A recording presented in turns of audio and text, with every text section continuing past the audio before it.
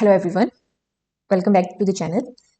Today we will continue our discussions on zoology entrance test of SPU Mandi. Earlier we had discussed 50 questions and we'll see next questions today. So question number 51 is, how many bar bodies will a male with XY chromosome have in each of his cells? तो हम सबको पता है सबसे पहले कि बार bodies क्या होती हैं। तो फीमेल के केस में हम सबको पता है देयर आर 2 एक्स क्रोमोसोम्स, है ना। तो उसमें से जो एक एक्स क्रोमोसोम है वो इनएक्टिवेट हो जाता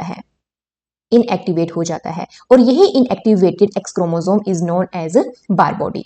सो यहां से क्लियर है, मेल के केस में हमारी एक भी बार बॉडी नहीं होगी, नो बार बॉडी। मेल्स के केस में बार बॉडी देखने को नहीं मिलती है, ठीक है। अगला क्वेश्चन देखेंगे, which of the following changes in transition base is a transition base substitution. ठीक है, तो ये क्या है, ये जो ट्रांजिशन क्या है, ये म्यूटेशंस के टाइप है। म्यूटेशंस में होता है ट्रांजिशन होता है, ट्रांसवर्सन होता है, there are different types of mutation. तो ट्रांजिशन म्यूटेशन, बेस म्यूटेशन में क्या होता है, base stand for nitrogenous base. Transition में purine will be replaced by purine and pyrimidine will be replaced by pyrimidine।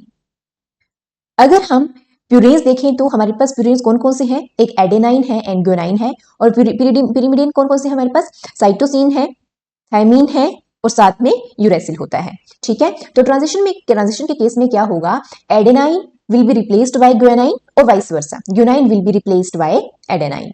ठीक है, तो यहाँ पे कौन सा हमारे पास ऑप्शन नंबर 3 है, जहां पे एक प्यूरिन एडेनाइन उसे दूसरा प्यूरिन ग्वानाइन रिप्लेस कर रहा है।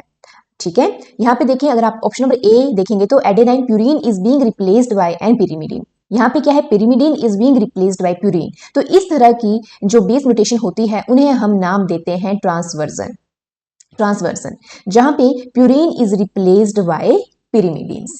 फाइन, तो आपने ध्यान रखनी है। अगला क्वेश्चन देखेंगे, Wernicke's Korsakoff syndrome and Cratomalacia are associated with deficiency of which vitamins? So answer है यहाँ पे vitamin V1 and vitamin A। अगर हम केमिकल्स नेम देखें विटामिन V1 और विटामिन A के, तो विटामिन V1 जो है डेट इज कॉल्ड थायामीन। ठीक है, and vitamin A is known as retinol. तो इनकी डेफिशिएंसी की वजह से ये सिंड्रोम होते हैं। फाइन, और विटामिन बी की वजह से, विटामिन सी की वजह हमें पता है स्कर्वी होती है, या विटामिन के नहीं होगा तो ब्लीडिंग डिसऑर्डर्स रहेंगे, है ना। Next question, which of the following cranial nerves show only motor function. तो hypoglossal and oculomotor cranial nerves जो हैं, यही दो नर्व्स हमारे मोटर फंक्शन शो करती हैं। Hypoglossal is a motor nerve for tongue muscles, ये टंग मसल्स को कंट्रोल करती है, जबकि oculomotor that control eye muscles। जबकि जो ऑल्फैक्टरी है that is वो कैसी है, इसका नेचर कैसा है, सेंसरी है, ये भी ऑप्टिक भी सेंसरी है, सेंस करने का काम है। फेशियल जो है और ग्लोसोफेरेंजियल है, ये मिक्स्ड नर्व्स हैं, मतलब सेंसरी भी हैं और साथ में मोटर्स भी हैं। और ट्राइजेमिनल वेगस ये भी कैसी हैं, मिक्स्ड क्रेनियल नर्व्स हैं। तो आपने क्रेनियल नर्व्स भी अच्छे से पढ़नी है। देयर इज अ उटा फैगवा acronym used for these cranial nerves. Next question देखेंगे, the respiratory centre located in pons and medulla sends out nerve impulses to. किसको सेंड करता है, डायफ्रेम को सेंड करता है और इंटरकोस्टल मसल को सेंड करता है। किसके थ्रू सेंड करेगा ये, यहाँ पे होती है हमारी, there are 2 nerves, phrenic and intercostal nerves. ये नर्व्स डायफ्रेम और इंटरकोस्टल मसल्स को कनेक्ट करती हैं और फाइनली किस चीज में एड करेंगी, ब्रीदिंग में एड करेंगी, रेस्पिरेशन में एड करेंगी। फाइन, जबकि जो कंट्रोल सेंटर इन ब्रेन है दैट इज रेस्पिरेटरी सेंटर। ठीक है, ये रेस्पिरेशन को कंट्रोल कर रहा होता है। और हमारे पास जो कैरोटिड आयोटिक बॉडीज हैं they are actually chemoreceptors. अगला क्वेश्चन देखिए, which of the following type of metabolites is used for generating glucose under severe starvation conditions. अगर किसी तरह की starvation condition is there, starvation का क्या मतलब है, हम खाना नहीं खा रहे हैं, किसी तरह का फूड इनटेक नहीं कर रहे हैं, तो उस केस में कौन से हमारे अमाइनो एसिड्स जो हैं they are used to generate glucose. ठीक है, इस प्रोसेस में क्या होता है, there will occur gluconeogenesis. Gluconeogenesis. और ग्लूकोनियोजेनेसिस का मतलब क्या होता है? फॉर्मेशन ऑफ ग्लूकोज, ठीक है, ग्लूकोज का फॉर्मेशन किसी नॉन कार्बोहाइड्रेट कंपाउंड से, formation of glucose from any another non carbohydrate compound. So यहाँ पे क्या है, अमाइनो एसिड्स यूज होते हैं इस टाइम। फाइन, अगला क्वेश्चन देखें, name the coenzyme of riboflavin V2। Very important question. Answer क्या है यहाँ पे? FAD and FMN, flavin adenine dinucleotide and flavin mononucleotide. These are coenzymes and they carry on redox reactions, redox reactions carry करते हैं। जबकि अगर हम thiamine pyrophosphate की बात करें तो ये विटामिन V1 से डिराइव होता है। NAD और NADP ये विटामिन V3 जिसका केमिकल नेम है नायसिन, वहां से डिराइव होता है। और को एंजाइम ए ये डिराइव होता है विटामिन V5 जिसका केमिकल नेम है pantothenic acid, pantothenic acid. Next question, which of the following is physiological uncoupler of oxidative phosphorylation? So the answer is thermogenin. It is also called UCP1 and it is an uncoupling protein. ये कहाँ present होती है? Very much important, these are present in brown fat और ये present होती है mitochondria के अंदर। इसका काम क्या है? इट प्रोड्यूसेस हीट, ये हीट प्रोडक्शन का काम करेगी, ना कि एटीपी प्रोडक्शन का। फाइन, अगला क्वेश्चन है, which of the following metabolic pathway is the major source of production of NADPH inside the cell? तो आंसर क्या है हमारे पास? HMP shunt pathway, also known as pentose phosphate pathway. ठीक है, इसका काम क्या है? NADPH की ये प्रोडक्शन करता है। जबकि जो हमारे पास ग्लाइकोलिसिस है उससे क्या है? NADH साथ में ATP की फॉर्मेशन हो रही होती है, ना कि NADPH की। ग्लाइकोजनोलाइसिस, इसका मतलब क्या होता है? Breakdown of glycogen into glucose. ठीक है, और ग्लाइकोनियोजेनेसिस का ग्लूकोनियोजेनेसिस क्या है? जो मैंने अभी आपको ऊपर दिखाया। अगला क्वेश्चन देखिए, which of these prevent fermentation in the presence of oxygen? अगर ऑक्सीजन प्रेजेंट है तो फर्मेंटेशन रुक जाएगी और इस रिएक्शन को हम नाम देते हैं पास्चर इफेक्ट। तो oxygen inhibit fermentation. Why? Because aerobic respiration is more efficient than that of fermentation. इसलिए जो सेल्स हैं जो भी फर्मेंटेशन में इन्वॉल्व हैं वो क्या करने लग पड़ेंगे? ऑक्सीजन यूज करने लग पड़ेंगे, रेस्पिरेशन करने लगेंगे। तो इस रिएक्शन को हम बोलते हैं Pasteur effect. Next question, which of the following glucose transporter GLUT is important in insulin dependent glucose uptake? The answer is GLUT4.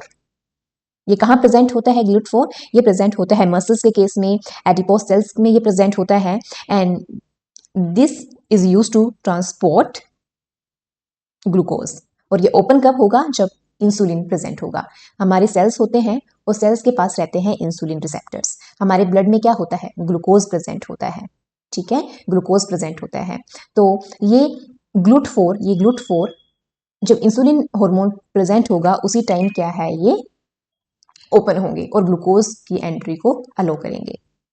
Next question, acetyl co enzyme A is form from pyruvate by the reaction. So the answer is oxidative decarboxylation reaction. Very simple but tricky question. ठीक है, हम सबको पता है जब glycolysis होती है तो ग्लाइकोलाइसिस में क्या होता है? Glucose get converted into pyruvate. अब पाइरुवेट चेंज होता है एसिटाइल को एंजाइम ए में और ये एसिटाइल को एंजाइम ए किस में एंटर होगा? हमारे क्रेब्स साइकिल में। ठीक है, तो ये जो एसिटाइल को एंजाइम है इसकी फॉर्मेशन होती है ऑक्सीडेटिव डीकार्बोक्सिलेशन के थ्रू। ठीक है, मतलब क्या है? यहाँ पे पाइरुवेट से कार्बन डाइऑक्साइड के रिमूवल होगा। अगला question, FAD is reduced in which of the reaction of the Krebs cycle? So कहाँ पे रिडक्शन होती है FAD की? Succinate to fumarate in the presence of succinate dehydrogenase. Fine. Next question, total ATP production during EMP pathway is? EMP pathway के time जो total ATP molecules हैं कितने बनते हैं? 8 मॉलिक्यूल्स ATP के फॉर्म होते हैं। ठीक है, EMP pathway also called glycolysis. तो अगर हम ऐसे देखें तो यहाँ पे नेट 2 ATP प्रोड्यूस हो रहे होते हैं। ठीक है, और साथ में 2 NADH मॉलिक्यूल्स की फॉर्मेशन होती है। एक NADH मॉलिक्यूल हमारे 3 ATP जनरेट करता है। तो यहाँ पे कितने ATP जनरेट होंगे? 6 ATP। इसलिए जो टोटल ATP की प्रोडक्शन है डेट इज 8 ATP मॉलिक्यूल्स। अगला question, which of the following enzymes can be used for restriction digestion. तो यहाँ पे NAE1 nuclease enzyme is used as restriction endonuclease, और रेस्ट्रिक्शन डाइजेशन का मतलब क्या है, it cuts DNA at specific sequence, the term is used as restriction digestion. और जबकि टैग पॉलीमरेज आपने कहाँ पढ़ा होगा, ये PCR के केस में पढ़ा होगा आपने, है ना। और प्रोटीनेज का क्या काम है, ये प्रोटीन्स को डाइजेस्ट करेगा, फाइन। और लाइगेज का क्या काम होता है, ये DNA फ्रेगमेंट्स को ज्वाइन करता है। नेक्स्ट क्वेश्चन देखिए, which of the following pair is derived from the ectoderm. तो जितने भी एक्टोडर्म, मेसोडर्म या एंडोडर्मल डिराइव्ड ऑर्गन्स हैं, आपने केयरफुली उसके टेबल को देखना है। तो एक्टोडर्म से जो डिराइव होता है that is nervous system and adrenal medulla. ठीक है, अगर हम डर्मिस की बात करें तो दैट इज मेसोडर्मल, और जो इनेमल है that is ectodermal and mesodermal as well. Cornea की बात करें तो ये एक्टोडर्मल है, जबकि यूट्राइन लाइनिंग जो होती है that is endodermal, fine. Lens of I it is ectodermal, adrenal cortex is mesodermal. तो आपने ये भी ध्यान रखना है, एड्रिनल कॉर्टेक्स तो मेसोडर्मल है लेकिन एड्रिनल मेडुला एक्टोडर्मल है, फाइन। अगला क्वेश्चन देखिए, which is called as hunger hormone. तो ghrelin, very simple question, it is secreted by the stomach. Stomach इसे सिक्रेट करता है जब स्टमक एम्प्टी होगा, और इसका काम क्या है, this hormone act on hypothalamus, hypothalamus पे एक्ट करेगा। उसके बाद हाइपोथैलेमस क्या करेगा, एपेटाइट का जो इमोशन है, एपेटाइट की जो फीलिंग है उसे जनरेट करेगा, स्टिमुलेट करेगा। नेक्स्ट क्वेश्चन देखिए, which of the following gland of insect secrete juvenile hormone, then corpora allata, fine. Intercerebral gland cell की बात करें तो ये ब्रेन हार्मोन सक्रिएट करती है, न्यूरोसेक्रेटरी सेल्स होते हैं। प्रोथ्रेसिक का बात करें तो ये एक्डाइसोन हार्मोन बहुत इंपॉर्टेंट है, जो कि इंसेक्ट में मोल्टिंग एक्डाइसिस करवाएगा, इसको सक्रिएट करते हैं। और कॉर्पोर कार्डिका का जो काम है, इसका काम है ये ब्रेन हार्मोन PTH को स्टोर या रिलीज करके रखता है, फाइन। तो आपको कॉर्पोरा अलाटा और प्रोथ्रेसिक ग्लैंड तो इंपॉर्टेंटली पता ही होना चाहिए। अगला क्वेश्चन देखेंगे, the species which is critical to the functioning of the ecosystem as it affect the survival and abundance of many other species is termed as. तो ऐसे स्पीसीज को हम कीस्टोन स्पीसीज बोलते हैं। कीस्टोन स्पीसीज कैसी होती हैं, अगर हम इनको उस इकोसिस्टम से रिमूव कर दें तो उस इकोसिस्टम वो कोलैप्स ही हो जाएगा। ये चाहे स्मॉल क्वांटिटी में हो या लार्ज क्वांटिटी में हो, अबंडेंस में हो, इनकी प्रेजेंस उस इकोसिस्टम, उस एरिया को अफेक्ट करेगी। अगला क्वेश्चन है, which of the following has discoidal placenta. तो रैबिट हैज दिस वन। अगला क्वेश्चन देखिए, during gastrulation in frog the prospective nervous system mainly expand due to. तो एपिबोली गैस्ट्रुलेशन प्रोसेस होती है जिसकी वजह से एक्टोडर्मल लेयर एक्सपेंड होती है और ये फाइनली नर्वस सिस्टम बनाएगी। The structure which implants in the endometrium is termed as. तो उसे हम ब्लास्टोसिस्ट कहते हैं। ब्लास्टोसिस्ट स्टेज में, ठीक है, ये एंडोमेट्रियम के साथ इम्प्लांट होगा। और ब्लास्टोसिस्ट क्या है, हम सबको पता है, जाइगोट बनेगा आफ्टर फर्टिलाइजेशन, इसमें क्लीवेज होगी और क्लीवेज फर्दर ब्लास्टुला और ब्लास्टोसिस्ट में कन्वर्ट होगा और यही फाइनली इम्प्लांट होता है। In the gastrula of frog, which of the following layers line the roof of the architon and floor of the architon respectively? So answer क्या है यहाँ पे, mesoderm and endoderm. Which of the following hormone is a steroid? Estrogen. जितने भी आपके gonadal hormone है, testosterone हो या फिर हमारे फीमेल हार्मोन्स हो, estrogen, progesterone, they are steroidal hormones. They are made up of, किस चीज़ से बने होते हैं ये, क्योंकि कोलेस्ट्रॉल से ये डिराइव होते हैं। अगर एपिनेफ्रिन की बात करेंगे तो ये अमाइन हार्मोन है, टायरोसाइन अमाइनो एसिड से बनता है। थायरोक्सिन की अगर बात करें तो ये भी टायरोसिन अमाइनो एसिड का डेरिवेटिव है, अमाइनो एसिड है इसलिए। और प्रोस्टग्लैंडलिन जो है that is derive from arachidonic acid, ये भी इंपॉर्टेंट है, आर्किडोनिक एसिड से ही बनता है।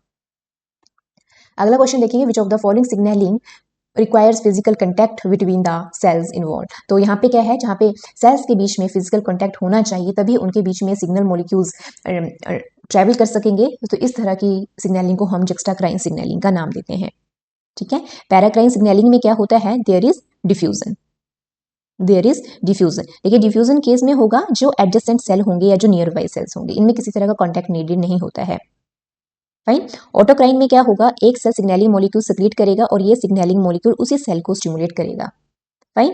और इंट्रासेलुलर सिग्नलिंग का मतलब है ऐसी सिग्नलिंग जो एक ही सेल के अंदर हो रही है, यहीं पे एक्सक्रीशन हो रही है, यहीं पे उसका स्टिमुलेशन एक्ट हो रहा है, fine. So I hope this questions are also clear. Further questions will be entertained in the next video. Thank you so much.